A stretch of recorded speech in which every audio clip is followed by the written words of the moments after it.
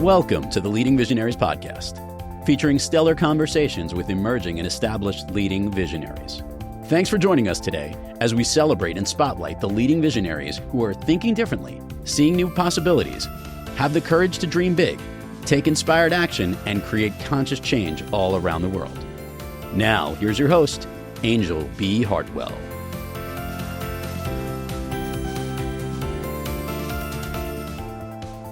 Hey, it's Angel again, and I am here for another Think About It Thursday. Thanks so much for joining me here on Leading Visionaries podcast. We're so excited. We're downloading now in 10 countries around the world.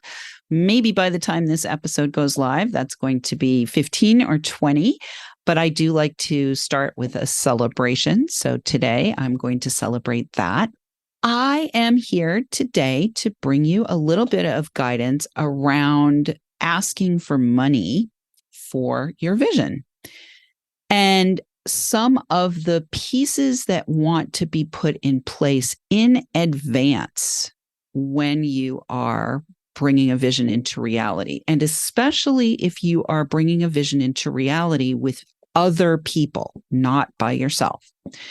And I'm going to use myself as an example. But also I've worked with many clients over the years, helping them to get really clear on these aspects.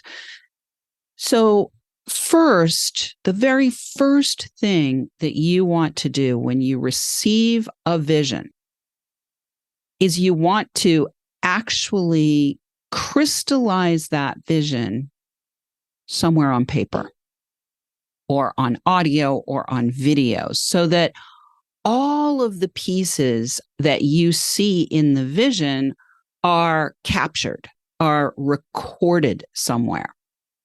Especially when we're bringing something into reality from the imaginal realm, possibly something that's never been done before, something that's never been seen before.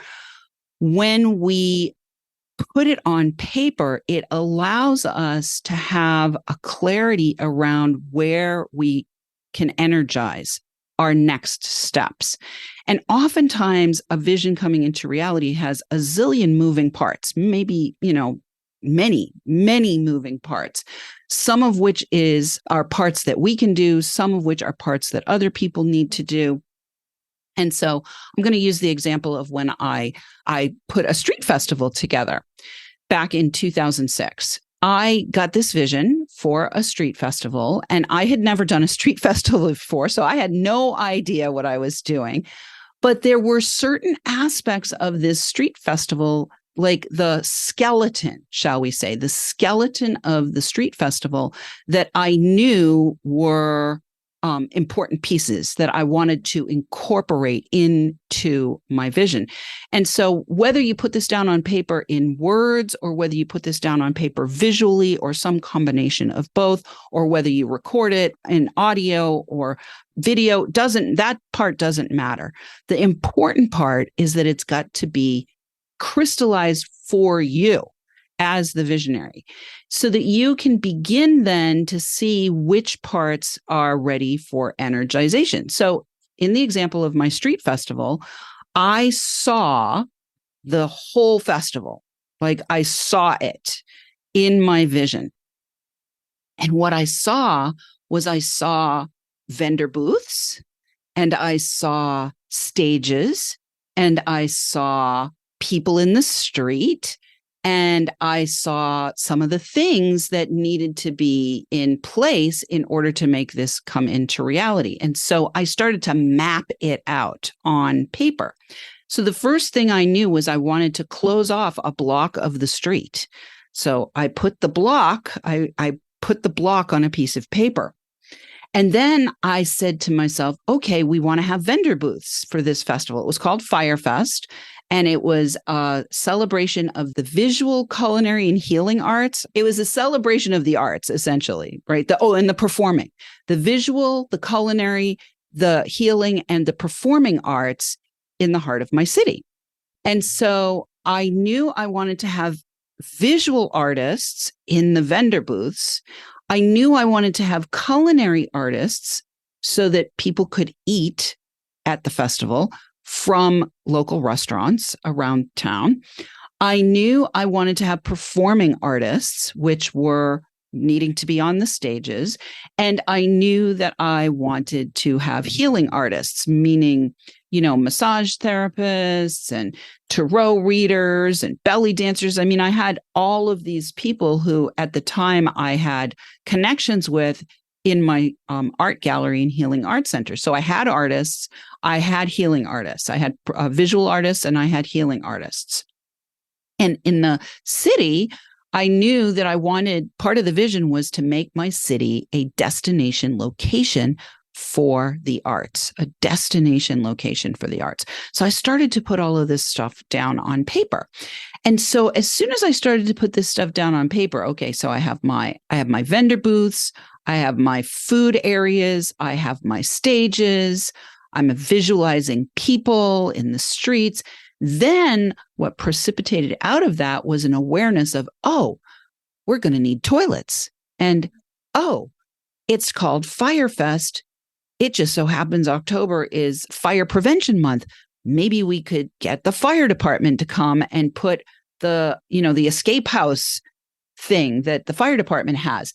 So then I was able to start. And even though it seemed random and nonlinear, it worked for me. It was very random and it was very nonlinear. But I would get up in the morning and I would get the knowing, oh, today I need to go out to 7 restaurants in town, talk to them about the event. Again, we've got to communicate. We've got to communicate the vision. I would talk to them about the event. I would say, okay, we have this many booths. This is where I see the food section being. Are you interested in being a part of this? This is how much it would be, et cetera, et cetera, et cetera. So when you are out looking for funding for your vision, you've got to have enough of a framework in your own mind that you can clearly and compellingly communicate it to whoever you're talking to. I went to see the mayor. One morning I got up, it was like, go see the mayor. So I went to see the mayor, and the mayor, when I told him what I wanted to do, because I was shutting down a section of the city, I thought, well, let me go talk to the mayor. I didn't know who to talk to. I said, I'm going to make an appointment, go talk to the mayor. So I went in, I talked to the mayor, and I said, this is what I want to do. And the mayor was so compelled by my vision that he said, well, let me give you the city stage, which I didn't even know to ask for. But it was in the sharing of the vision of what I wanted to do that opened up a doorway that I didn't even know was there, right? So not only did the mayor give me the stage, the city stage, the mayor gave me city trash removal. Oh, I hadn't even thought about trash removal. Yes, I will take city trash removal. Yes, please. I will take city trash removal. Thank you, thank you, thank you. The mayor also gave me a proclamation naming the month of October a celebration, of the city and of the arts in the city. And the mayor got on the horn with the fire chief and gave us the fire escape house. Because one of the things that we wanted to actually do, because we were doing performing arts, one of the things we wanted to actually do was have fire spinners doing poi and fire spinning and fire hula hoopers and things like that. And because it was fire prevention month in October, the fire department was like, yeah, no, we're not going to give you a permit for that. Well, that was the other thing I found out. I needed permits. I didn't know that I needed permits when I first started the vision. Like there's things that you just don't know that you find out by taking action. And there is a ground, a base from which you start to speak your vision into reality. Now, one of the things I did with my street festival, because we're using this as an example, was I didn't do the math. To ensure that I was going to come out on the other side with a profit. I actually ended up having to invest money to make this vision come into reality and didn't realize it until like the last 10 or 15 days. It was like, shit, I'm not going to have enough money to make this happen. I had to put money in. And that can happen. That can happen, especially when you're doing something you've never done before. You may need to have reserves. You may need to have resources. You may need to call on friends. I called on a friend and she wrote a check for $2,000. Thank God, because I was going to stop the whole thing. And I had already, booked the people. I had already booked the stage. I had already booked the trash removal. I had already booked everything. And I was like 10 or 15 days away from this festival and said, I don't know how this is going to happen. I need $2,000 more. And she wrote a check because she was so excited by the vision for the festival. And I was willing to admit I needed help and that I did not have the financial resources to get the ball into the end zone. We'll just use a football analogy. I didn't have the resources at the time to get the ball to the end zone. But it was because I laid this foundation with my map and I could see, and I was putting it into materialization, that I was able to sell all 40 vendor booths. I was able to get 15 live performers to come and be on stage. I was able to get all these things from the mayor, things that I didn't know that I needed, that I then discovered I needed. And I was able to get this last $2,000 to help me make the thing actually happen. Right. And so a couple things you want as a visionary, you want to materialize as much of your vision as possible, knowing that there's going to be a lot of question marks. And do the math to the best of your ability, drawing on potential data from possible other things that have been created that may be similar or along the same lines as what you're trying to create. Now, this is super hard when you're literally inventing something out of nothing.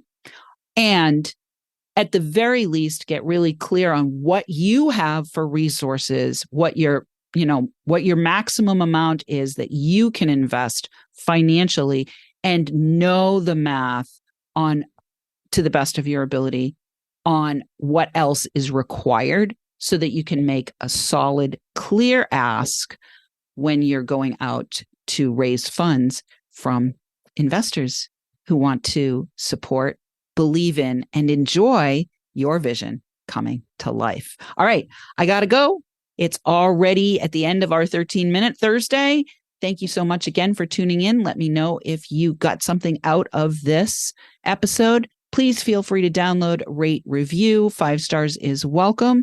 And we look forward to serving you as leading visionaries for quite some time into the future. I can see the vision long into the future. And for this show to be award-winning, we've already submitted for our first award. Thanks again for tuning in. This is Angel B. Hartwell. I look forward to sharing more with you soon. Thanks for tuning in, downloading, and listening. Be sure to rate and review Leading Visionaries on Apple Podcasts and share with other people you know who can benefit from today's episode. Leading Visionaries is the premier podcast series for informing, activating, and inspiring the leading visionaries who are called to create conscious change and know that now is the best time to welcome wealth and cultivate a web of collaborative support to bring their vision to life. We invite your feedback and guest suggestions and invite you to subscribe to our mailing list to be notified of new episodes at leadingvisionariespodcast.com.